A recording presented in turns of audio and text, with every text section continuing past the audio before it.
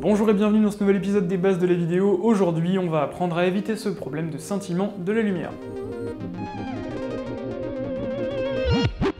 Bon, déjà, pourquoi ça fait cet effet bizarre avec la caméra alors que moi, avec mes yeux, quand je regarde, ça clignote pas? Eh ben, vous pouvez remercier Nikola Tesla parce que c'est en partie de sa faute. Ouais.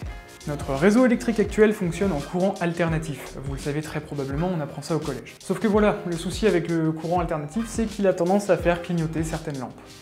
Et ce clignotement, on appelle ça le flicker, en anglais.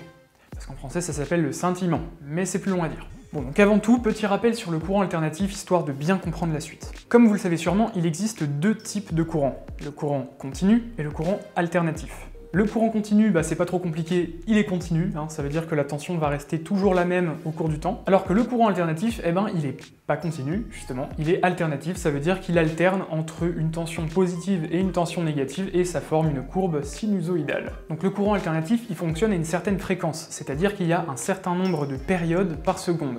Et donc une période du courant alternatif, ça ressemble à ça. Plus la courbe s'éloigne de 0, donc cet axe-là, plus la tension augmente.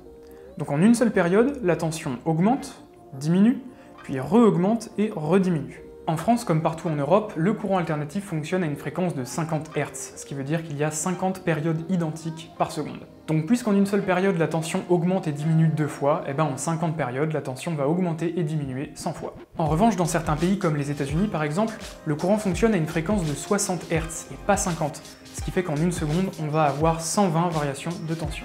Sauf que voilà, le problème c'est que comme la tension varie, l'intensité lumineuse des lampes qui sont branchées sur secteur va varier elle aussi.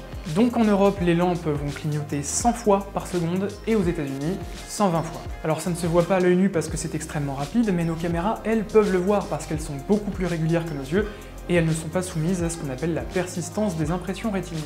Du coup, si elles sont mal réglées, les effets du clignotement des lumières apparaissent sur la vidéo.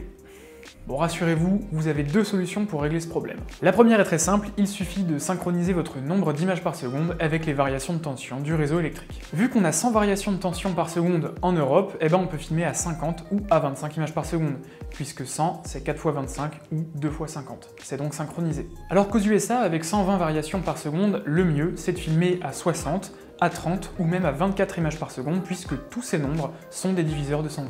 Si vous respectez ces cadences d'image en fonction de la fréquence du réseau électrique local, vous n'aurez jamais ce problème de clignotement.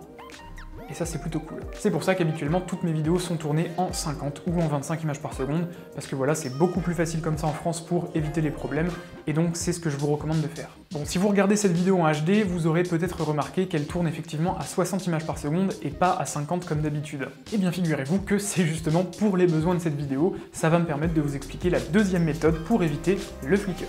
Donc si vous tenez absolument à filmer à 24, 30 ou 60 images par seconde alors que vous êtes en Europe, il va falloir compenser la désynchronisation avec le réseau électrique en ajustant la vitesse d'obturation, ou shutter speed dont on a déjà parlé dans la dernière vidéo.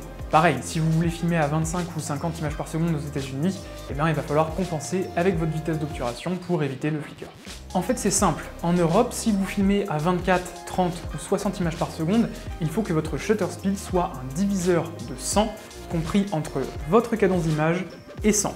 À 24 images par seconde, vous pouvez donc régler votre shutter speed sur 1/25e de seconde, 1/50e ou 1 centième. À 30 images par seconde, vous avez le choix entre 1/50e et 1 centième, et à 60, vous n'avez pas le choix, vous êtes obligé de filmer à 1 centième de seconde. Aux USA, c'est pas compliqué, c'est la même chose dans l'autre sens. Donc si vous voulez filmer à 25 ou 50 images par seconde, il faut que votre shutter speed soit un diviseur de 120, compris entre votre cadence d'image et 120. Donc si vous filmez à 25 images par seconde là-bas, vous avez le choix entre un shutter speed de 1 30e, 1 40e, 1 60e et 1 120e. Et donc à 50 fps, vous avez le choix entre 1 60e et 1 120e. Voilà, donc globalement il vaut mieux préférer la première méthode et ajuster sa cadence d'image en fonction du pays où vous vous trouvez. Vous aurez beaucoup plus de choix en termes de shutter speed et c'est carrément plus simple. Mais bon voilà, si vous ne pouvez pas respecter la première solution, il vous reste toujours la deuxième. Alors petite précision, le soleil, lui, ne clignote pas. Et donc peu importe l'endroit où vous vous trouvez sur Terre, tant que vous filmez dehors, vous n'aurez jamais de problème de flicker. À moins que ce soit éclairé avec des lumières artificielles bien entendu.